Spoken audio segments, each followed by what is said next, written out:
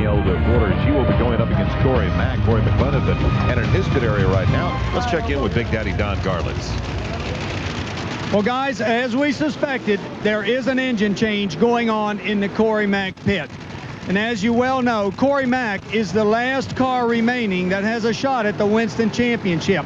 Now, he has to set the ET 1% backup in this next round and then go on and set the record in the next round and win the race. Now, with this engine change going on like it is and all the activity in this pit, in my opinion, that is a very unlikely scenario.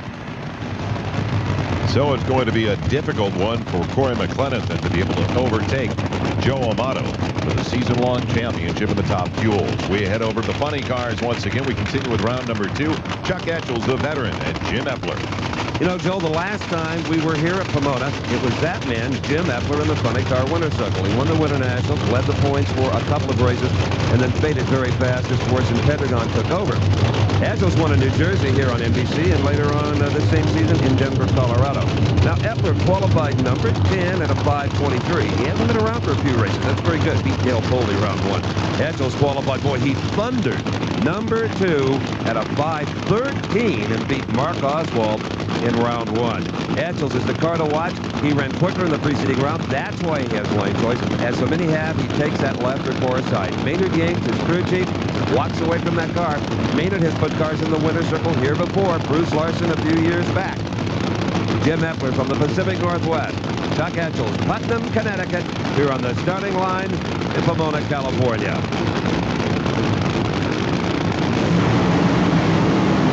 A good start. Both crew chiefs have the clutches just right. Epler starts to lose control. It is Etchells at 5.20, 276 miles an hour. He will go to the final 4 of the fuel tubes. Now we get ready now for another matchup in round number 2 of the funny cars. It's Freddie Neely taking on Kenji Okazaki. And Atlanta's Freddie Neely is the number 1 qualifier with a brilliant 5.11 in a car that we saw win here back in 1990, driven by Casey Spurlock, and with the same crew chief today, Ronnie Swearingen. And just a couple of weeks ago at the Cheap Nationals in Ennis, Texas, Neely with his fastest ET ever. Another one who's been a very hot driver. He's down to the far end right now with Steve. Let's join Steve and Chuck Etchells. It's a long ways from Connecticut to California, but right now, Chuck, you're glad you made the trip. Oh, Steve, we sure are. I mean, you know, it's the end of the year. We want to win this race bad. I mean, we're hungry.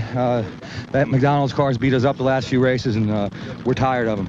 A 5:20 low ET the round so far. Well, Maynard and the crew guys are doing the job. I'll say. So we are ready as Freddie Neely is backing into position for his matchup with Okazaki. And Kenji Okazaki is really an interesting guy. He rents this car from Big Jim Dunn. You saw standing there looking over the operation. He has run very, very well. Is getting quicker all the time. And his business is he sells American muscle cars in Tokyo, and he can't import enough of them. Freddie Neely, he stumbled around in the sport with his own car for a long time. Never really hit it out of the ballpark until he got a hold of this machine. And it is first rate and could win this entire event, Joel. He's a big favorite coming into this matchup in round number 2 of the funny cars. Ooh, Kenji left first, but suddenly something went wrong. Freddie Neely streaks away. Oh, he equals Etchells' time of 5:20 at 268 miles an hour, and that indicates that he shut off early. That car can run close to 290. So we have our pairings now for the funny cars semifinals. Freddie Neely going up against Bruce Pedregon. Neely will have the lane choice there. And in the other pair, it'll be Chuck Etchells, a couple of veterans, and Al Hoffman. Etchells will have the lane choice there. And before we head back to the track, we move to the pit area now as Eddie Hill continues discussions with his crew chief, Fuzzy Carter, who you're looking at right now. They need that backup so they can come up with possibly the quickest time in the history of the sport. He's getting ready for his Top Fuel semifinal with Ed McCullough. Let's head to the far end of the track, though, and find out how it went for Freddie Neely. On a rail, 5:20. 5:20. That's what we were hoping for, Steve. Maybe a 19 or 20 just to get by the round to get to the semifinals. You know, we've had this second round jinx, can't get by the second round, but Ronnie said, you know, we're going to get by this time, try to win this race. It would be your first ever. It'd be my first ever, and I'd be proud for Dick Brown. He's the one that put us here. He's the man I got to thank. Here's your neck color back you threw at me. Thank you, Steve. getting a little physical at the far end of the track. We move over to the semifinals now in the Pro Stocks. A couple of veterans, Jerry Ekman and Don Beverly.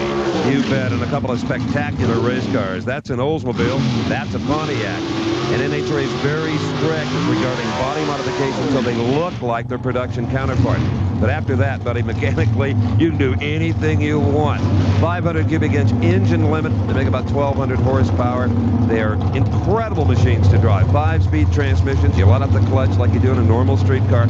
Don Beverly, he has won 2 national events this year. It's a team car to the Pro Stock champ, Warren Johnson, capable of winning anywhere.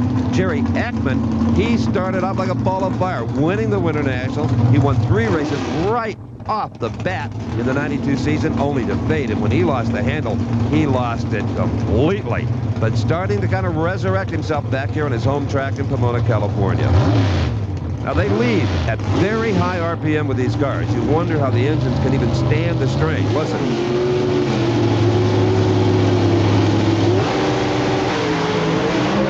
Pro Stock is underway. This is the semifinal round. They run identical laps, times of 7:23, but Ekman is there first because Ekman left first. 190 miles an hour for the winner, a faster 191 for the loser Beverly. And the difference in this race, what you're looking at right now, the very beginning, where the whole shot was the difference for Jerry Ekman. In fact, the only difference in the race in the ET time was 5,000 of a second. So Jerry Ekman moves on to the finals in the Pro Stock division. As we continue with the Winston Finals, we head down to the far end and join Jerry with Steve Evans. Well, darn, if they just had all the races at Pomona, you might be the world champ. You know, I'd say that again. It's this track's really been kind to us, and it's good for us for our team because we're originally based out of here and we got a lot of fans and we love it here. That would have been a heck of a drag race, except you had a 300th advantage and probably never saw him. Yeah, they always told me you got to take as much as you can on the starting line because you might have to give some back. So you tried to do that. Final round bound. Good job. So Jerry Ekman has one spot in the finals of the Pro Stocks. When we come back, we will find out who his opponent will be. We'll have the other Pro Stock semifinal between Warren Johnson and Bob Glidden. Just a few minutes ago, as Warren Johnson accepted the congratulations of the crowd here in Southern California on already winning the Winston Pro Stock season-long championship this year. He has already picked up 7 victories, including the race you saw right here on NBC earlier this year, the U.S. Nationals in Indianapolis. And now Warren Johnson ready for his Pro Stock semifinal going up against Bob Glidden. This will have even this rather blasé Southern California crowd at their feet, Joel Meyer. Bob Glidden and Warren Johnson in many ways today are Pro Stock. Glidden, the 10-time champion, over on the far side of the racetrack in his Ford Pro. In the Oldsmobile Cutlass, opposite him will be, as you said, Warren Johnson. And you talk about close. They come into this run 5,000ths of a second apart. In qualifying, Bob Glidden, Whiteland, Indiana, a 7.183. Warren Johnson of Duluth, Georgia, a 7.183. Glidden was credited as the quicker qualifier because he had a better speed, 193 miles an hour, and speed always is the tiebreaker. So Warren Johnson, already the Winston champion. He'd like to go home with this event another $25,000. The crowd would like to see Bob Glidden. I think he's only won a couple of races this year, and that's an off season for him. It is Johnson away first. Johnson has the edge. Johnson wins it. Oh, even though Bob Glidden goes quicker.